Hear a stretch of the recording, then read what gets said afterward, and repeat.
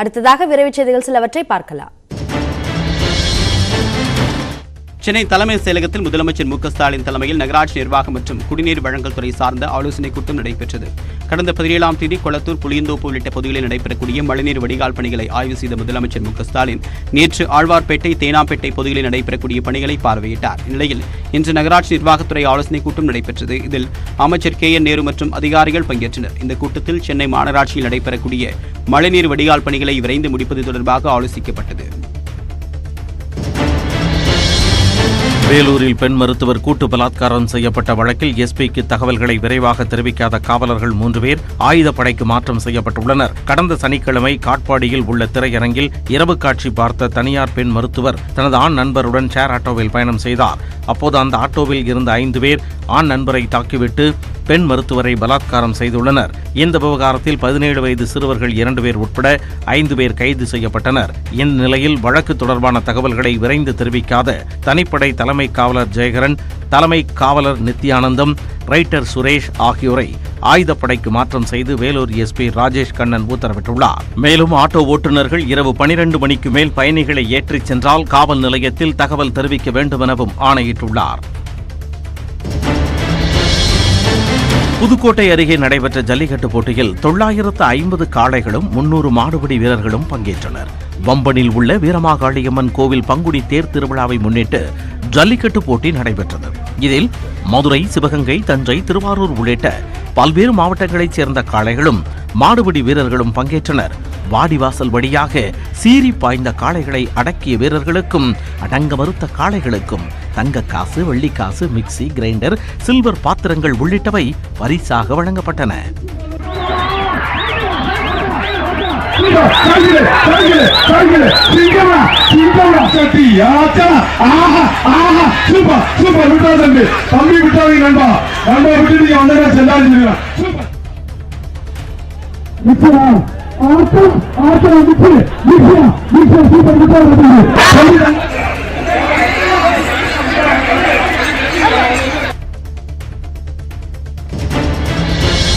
கல்வி நிலையங்களில் ஹிஜாப் அணிவது தொடர்பான மேல்முறையீட்டு வழக்கை அவசர வழக்காக விசாரிக்க உச்சநீதிமன்றம் மறுத்துள்ளது. பள்ளி கல்லூரிகளில் ஹிஜாப் அணிவதற்கு தடை விதித்து கர்நாடக உயர்நீதிமன்றம் தீர்ப்பளித்தது. இதனை எதிர்த்து உச்சநீதிமன்றத்தில் மேல்முறையீடு செய்யப்பட்டுள்ளது. இதனை அவசர வழக்காக விசாரிக்க வேண்டும் என்று தலைமை நீதிபதி என் வி ரமணா அமர்வில் கோரிக்கை விடுக்கப்பட்டது. மனுதாரர்களின் சார்பில் ஆஜரான மூத்த வழக்கறிஞர் தேவ்தத் காமத் தேர்வுகள் வரும் 28ஆம் தேதி தொடங்குவதால் வழக்கை விரைந்து விசாரிக்க வேண்டுமென வாதிட்டார்.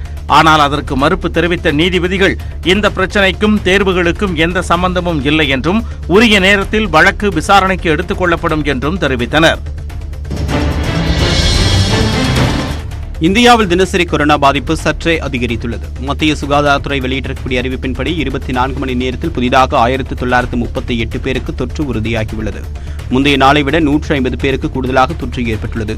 சிகிச்சைக்கு பிறகு 2531 பேர் டிஸ்சார்ஜ் செய்யப்பட சிகிச்சை பெறுவோரின் எண்ணிக்கை 22,427 குறைந்துள்ளது. சிகிச்சை பலனின்றி கொரோனாவால் மேலும் 67 பேர் உயிரிழக்க மொத்த பலி எண்ணிக்கை 5,16,672 அதிகரித்துள்ளது. இதனிடையே நாடு முழுவதும் செலுத்தப்படக்கூடிய தடுப்பூசி டோஸ்களின் எண்ணிக்கை 182,23 லட்சமாக உயர்ந்துள்ளது. கோவை தாண்டிக்கண்டி வனப்பகுதியில் அவுட்டுக்காயை கடித்ததால் நாக்கில் காயமடைந்த பெண் குட்டி யானை சிகிச்சை பலனின்றி உயிரிழந்தது.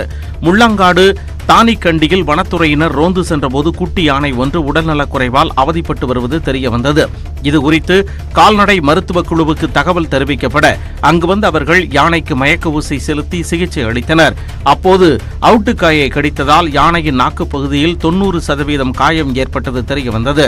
இதனையடுத்து வலி நிவாரணி, நோய் எதிர்ப்பு திறன் மருந்துகள் கொடுக்கப்பட்டன. எனினும் சிகிச்சை பலனின்றி குட்டி யானை உயிரிழந்தது.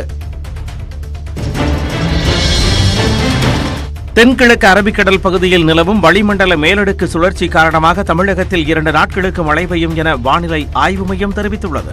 சென்னை வானிலை ஆய்வு மையம் வெளியிட்டுள்ள செய்திக்குறிப்பில் இன்றும் நாளையும் தமிழகம், புதுச்சேரியில் இடி மின்னலுடன் கூடிய லேசானது முதல் மிதமான மழை பெய்யக்கூடும் என்று தெரிவிக்கப்பட்டுள்ளது. 26ஆம் தேதி முதல் 28ஆம் தேதி வரை உள் மாவட்டங்களில் ஓரிரு இடங்களில் லேசான மழை பெய்யும் என்றும் கூறப்பட்டுள்ளது. சென்னையில் வானம் ஓரளவு மேகமூட்டத்துடன் காணப்படும் என்று வானிலை ஆய்வு மையம் குறிப்பிட்டுள்ளது. இதனிடையே கடந்த 24 மணி நேரத்தில் கொடைக்கானலில் 8 சென்டிமீட்டர், ராஜபாளையம், பிளவக்கல் பகுதிகளில் தலா 6 சென்டிமீட்டர் மழை பதிவாகியுள்ளது.